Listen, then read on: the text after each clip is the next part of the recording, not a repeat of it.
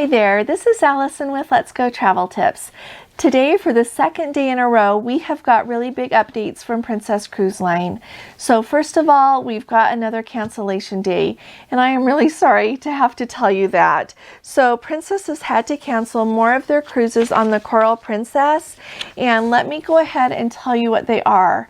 So first of all, we've got the 28-night Round Australia cruise departing from Sydney on March 16th of 2022 and Brisbane on March 18th of 2022. The next cruise is the 35-night Hawaii, Tahiti, and South Pacific cruise departing from Sydney on April 13th of 2022. And then finally, the 107-night Round World Cruise departing Auckland on May 14th of 2022, Sydney on May 18th of 2022, and Brisbane on May 22nd of 2022.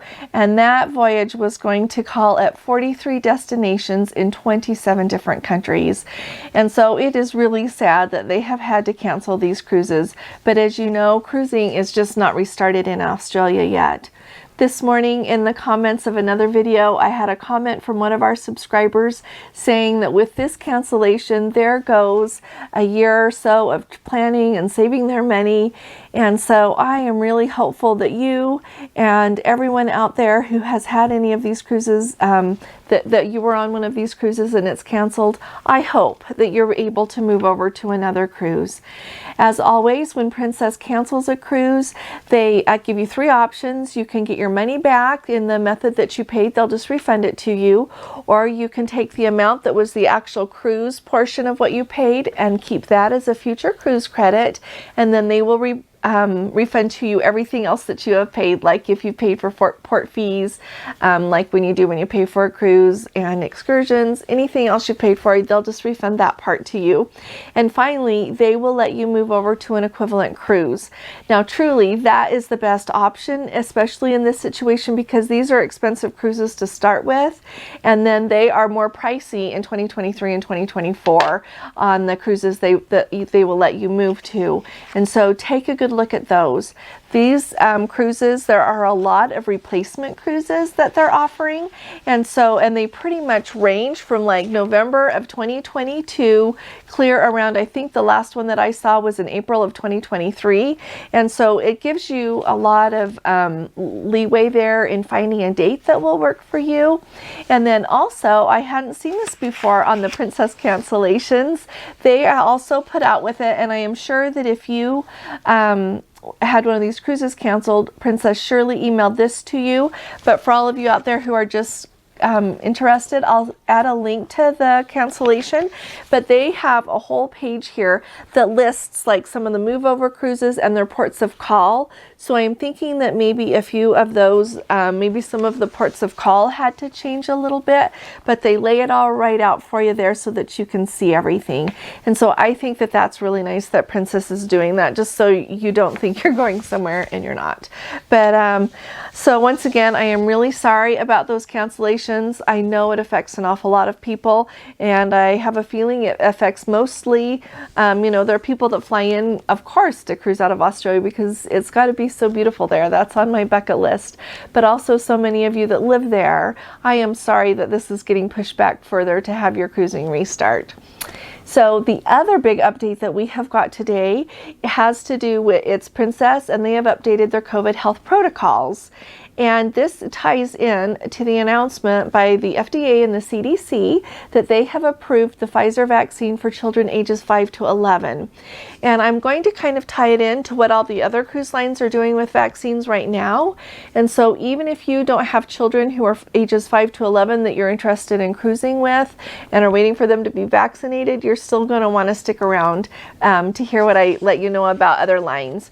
And so first of all, here's what Princess said in their update. It says, as the Pfizer COVID-19 vaccine becomes available to children ages 5 to 11 years old, following the CDC's recommendation, we look forward to welcoming vaccinated guests of all ages. And so right now, Princess is saying that all of the passengers need to be 100% vaccinated and show proof of that vaccination. For those of you out there who are traveling to the United States to go on a cruise and you're from different countries, just bring with you, I am sure they will accept whatever form of proof that your country does, because I've had some people say theirs is online and it's just a little bit different. So don't worry about that. Just bring with you what your country has, and I'm certain that it will be okay. But anyway, Princess on their website said that they are approaching 100% on the number of passengers that are vaccinated. 100% of their crew is vaccinated. And so they are making an allowance here and there for people who are not vaccinated. And so I think that as we get a little bit further down the road, then they won't have to make so many allowances, because more people will be vaccinated, but they are not making allowances for children right now to travel who are not vaccinated. And so I asked about that on both of the cruises that we went on, and also when I had called in. And so that is where I got the information that they're not making the allowances for children right now. And I did notice on our cruises there are no little children. And so that is what Princess is doing. Now, Norwegian also made a really big announcement saying that they are going to continue to cruise with 100% vaccinated crew and 100% vaccinated passengers. No one unvaccinated is on their cruises indefinitely. And that is kind of a long time. Their president, Frank Del Rio, was on an earnings call with their yesterday, and he is the one that made that announcement. And so I think for a long time to come, Norwegian is just going to require those vaccines. And he indicated that they will continue to do so as long as the science supports that. And so, as you may know, since Norwegian is sailing with 100% vaccinated people only, and they are not making any allowances, you don't have to wear a mask on their cruises.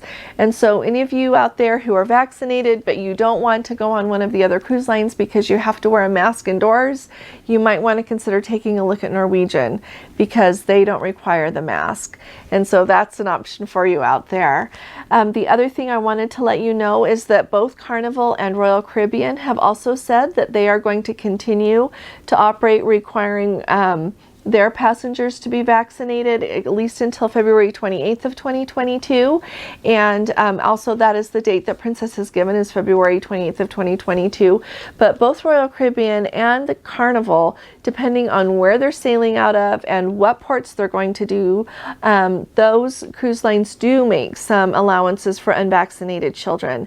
And so if you're really wanting to cruise with children who are not old enough to be vaccinated yet, you could take a look at those cruise lines.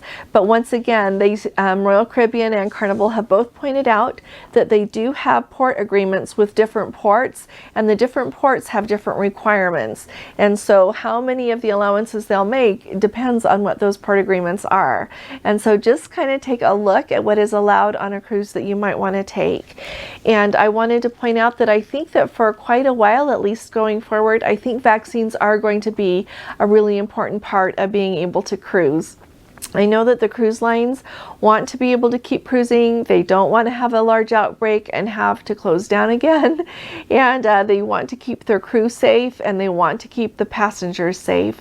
And so I think this is going to be the norm moving forward for quite a while, because like COVID's not going anywhere, I don't think the vaccines are going anywhere either. I think it's going to remain a requirement. But we'll just kind of see what the future brings, and I will keep you up to date. And so I hope that you have really appreciated this update. If you have, will you please give this video a thumbs up? I really appreciate it, because it really helps our channel a lot. Also, if you haven't subscribed yet, go ahead and hit that subscribe button. And if you want to make sure that you don't miss any of our amazing videos, please go ahead and hit that notification bell there next to it. We would love to have you as a member of our Let's Go family.